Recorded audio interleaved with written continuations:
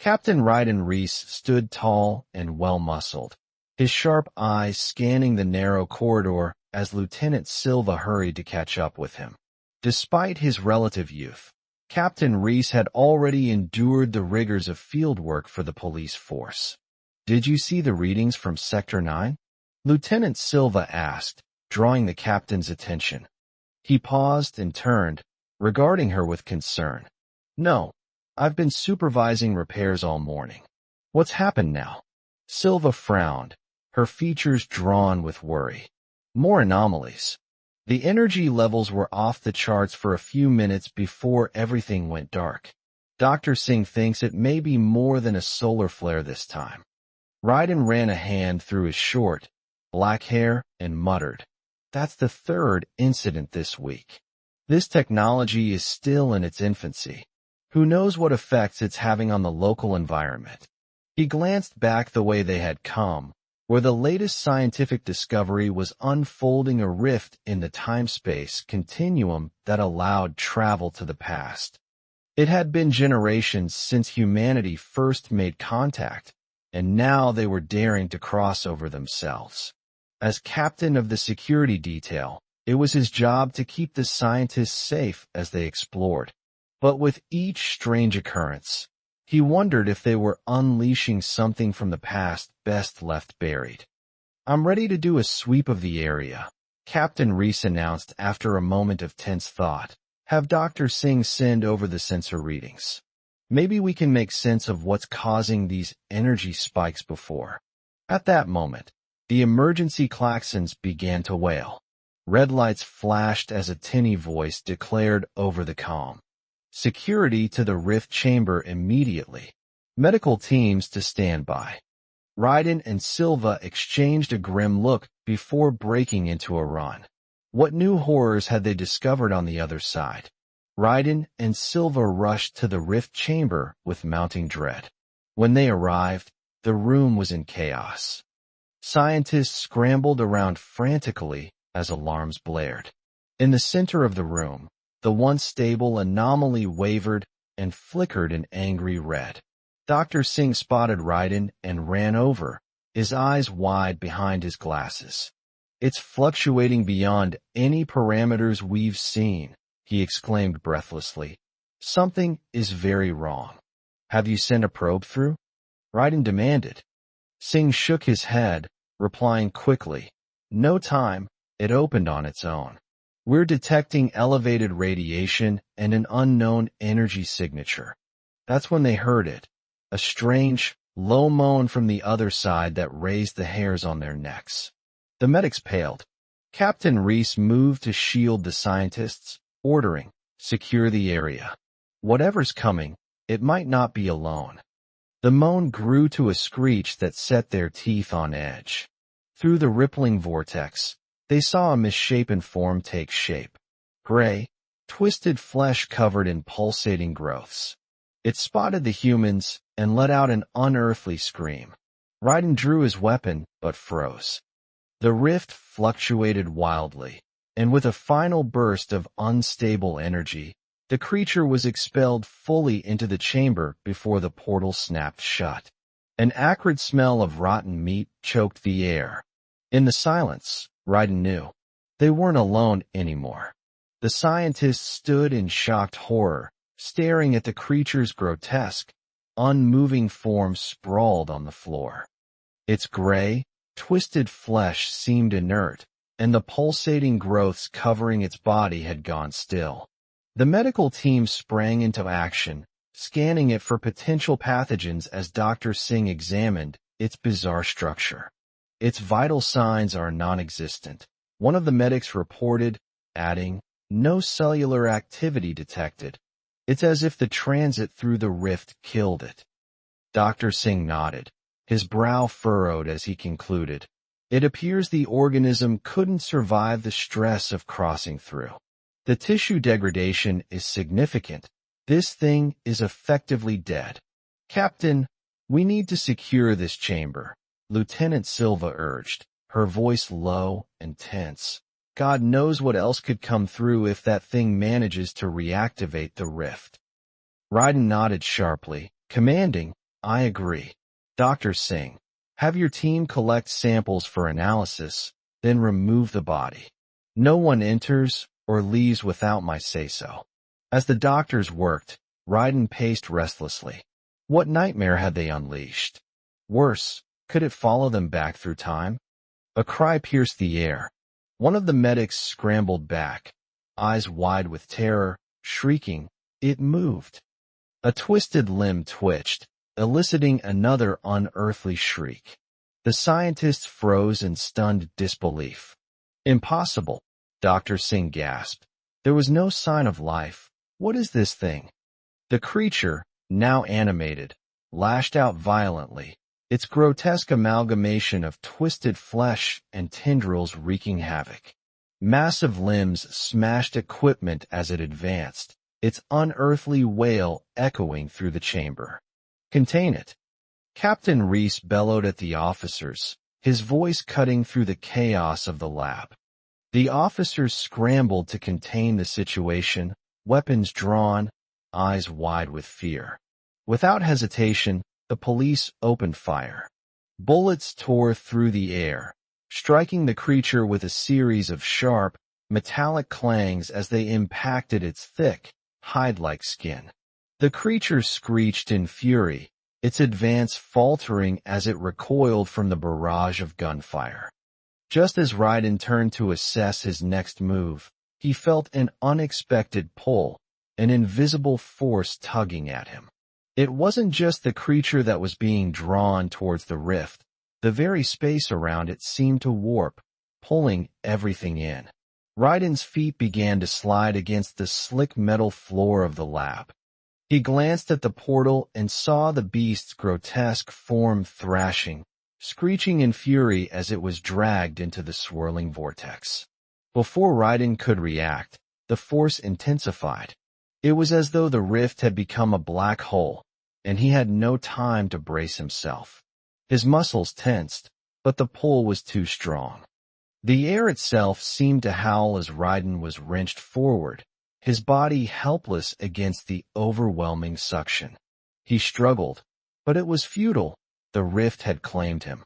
With a thunderous rush, Raiden and the creature were both yanked into the rift, hurtling into the unknown. Time and space blurred into a chaotic swirl, the world around him dissolving into nothingness. The lab, the rift, the shrieks of the monster, it all faded into silence as they plunged deeper into the void. Raiden gritted his teeth, bracing for impact, knowing there was no turning back now. Suddenly, the force relented, and he crashed hard onto uneven ground. Disoriented, Raiden blinked against the sudden brightness, his body aching from the impact. He had no idea where, or when, he was, but he knew one thing for sure. This world was nothing like the one he had left behind. As his senses returned, the unsettling growl of the creature echoed nearby. Raiden slowly rose to his feet, realizing he wasn't out of danger yet. Whatever this place was, it was going to test him in ways he could never have imagined. Captain Rhys drew his pistol and fired into the creature's gaping maw. The gunshot echoed like a thunderclap in the alien landscape, and the beast recoiled, screeching as dark blood sprayed from its mouth. But it didn't falter. Instead, it thrashed violently, its tendrils slicing through the air with deadly precision and terrifying speed. Raiden cursed under his breath, his muscles coiling with tension. As one of the creature's massive limbs slammed toward him, he dove to the side, rolling across the uneven ground. The impact of the tendril sent a shock wave through the earth, dirt and debris exploding into the air where he'd been standing moments before. Scrambling to his feet, Raiden shielded his face with his arm, narrowing his eyes at the monstrosity. Its grotesque form towered over him, every movement radiating menace. Its maw gaped wide, and its eyes burned with a predatory hunger. The beast lunged again, snapping its massive jaws. Raiden raised his weapon and fired, the bullet striking its head. The shot made it rear back with a furious roar, but instead of slowing it down, the attack seemed to fuel its rage. Raiden's mind raced as he dodged another wild swing of the creature's tendrils. The ground beneath him was littered with broken branches and shattered rocks, but one fallen log caught his attention, a potential opportunity. He turned and sprinted toward it, hoping to draw the creature into a vulnerable position. Vaulting over the log, he spun around, his pistol raised. The beast charged after him, its monstrous form shoving aside trees in its path. As it leapt, Raiden's sharp eyes caught sight of its exposed underbelly. Without hesitation, he fired, the bullet tearing into the vulnerable flesh. The creature let out a deafening howl, staggering midair before crashing heavily to the ground. Dark ichor oozed from the wound, soaking into the dirt. The beast struggled to rise, its thrashing movements erratic but no less dangerous. Raiden didn't wait. He closed the distance, weaving through its whipping tendrils, and aimed his next shot with deadly precision. The bullet pierced the creature's eye, and it bellowed in agony. The massive frame trembling as it thrashed blindly, its remaining eye wild with panic. Raiden took a step back, his chest heaving. He kept his pistol trained on the creature, his breath ragged as he watched its grotesque form convulse violently. The monstrous tendrils, once so full of deadly intent, now twitched weakly before falling limp. With a final, guttural groan, the beast collapsed, its massive body sinking into the dirt, unmoving. Lowering his weapon slowly, Raiden muttered to himself, "Damn thing didn't know when to quit." Captain Rhys stood over the creature's corpse, breathing heavily, his muscles aching from the fight. He holstered his pistol, his heart still pounding in his chest, and glanced around at the strange, foreboding landscape. The eerie silence of the forest closed in around him once more. Still catching his breath, Raiden crouched down to inspect the beast's body, his eyes scanning for anything useful. Its flesh was unnaturally tough, almost armor-like in some areas. But what caught his attention was something far more unsettling, a glowing symbol etched into its skin. As his fingers traced the intricate design, a strange unease settled over him. The symbol wasn't just a mark, it seemed deliberate, almost alive with intent. Was it a mark of ownership, a sign of allegiance, or something far more sinister, tied to the rift itself? The longer he stared at it, the stronger the discomfort grew, gnawing at the back of his mind like an unspoken warning. Whatever this place was, it was filled with more mysteries than just the monsters. Raiden knew that if he had any hope of surviving, he'd have to uncover the truth behind the rift and this strange new world. But first, he had to figure out how to stay alive. A crack of thunder in the distance snapped him from his thoughts. He looked up at the sky and saw the storm clouds gathering. Raiden knew he needed shelter fast. In the storm of primeval forces unfolding around him, he must prepare for the challenges that the night will bring. In the heart of the research facility, panic had taken root, spreading like a virus through the corridors. The anomaly, that mysterious portal to another dimension, had closed with Captain Rhys still on the other side, a fact that weighed heavily on the minds of Dr. Singh and his team. The scientists worked frantically, their hands moving with a desperation that matched the urgency of the situation as they tried to understand what had gone wrong. Before the creature had been pulled back through the rift, the scientists had managed to collect some preliminary readings and tissue samples. Most intriguingly, they had documented a strange symbol etched into its flesh, a marking that pulsed with an otherworldly energy, its edges glowing faintly as if it were alive.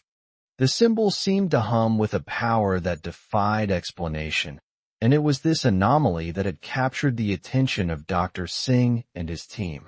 Dr. Singh analyzed the data, his brow furrowed in concentration. "These readings are unlike anything we've seen before," he muttered, his voice tinged with a mix of awe and concern. "The energy signature is completely alien." Dr. Singh pulled up several charts on his monitor, his fingers moving swiftly over the keyboard as he tried to make sense of the data. "And that symbol, it could be a portal key, an encoded mechanism that controls access to the rift or determines who or what can pass through." He paused, staring at the glowing image on his screen, his analytical mind racing through possibilities before musing aloud. "The way it hums, the way it seems alive, it feels deliberate. It's almost malicious, as if it's designed with intent. This symbol, it might serve a precise function, possibly influencing the portal's behavior or defining its purpose." Lieutenant Silva, standing nearby, couldn't help but feel a shiver coursing through her body. "Malicious," she repeated, her voice barely above a whisper. "What does that even mean?" Dr. Singh leaned back, his expression grim as he explained, "It means we might be dealing with something far worse than we initially thought. And if that symbol holds any connection to the rift," he added with gravity, "we have to figure out what it truly represents before it's too late." With that, the scientists pored over sensor data, their eyes scanning the readouts with an intensity that bordered on desperation, but they found no clear answers. Whatever energy had crossed over through the rift seemed to have permanently altered the structures that maintained it, making it unpredictable and dangerous. Dr. Singh's latest analysis confirmed their fears. "It seems the rift is rendering time itself unstable," he said, his voice grave. "Whoever enters and exits are not guaranteed to occupy the same dimensional plane." As they worked to understand the phenomenon, the rift monitors suddenly began spiking again. The air crackled with energy as the portal started to reform, its edges shimmering with an eerie light that seemed to pulse with a life of its own. The scientists exchanged nervous glances, their hearts pounding in their chests as they realized that the rift was about to open once more.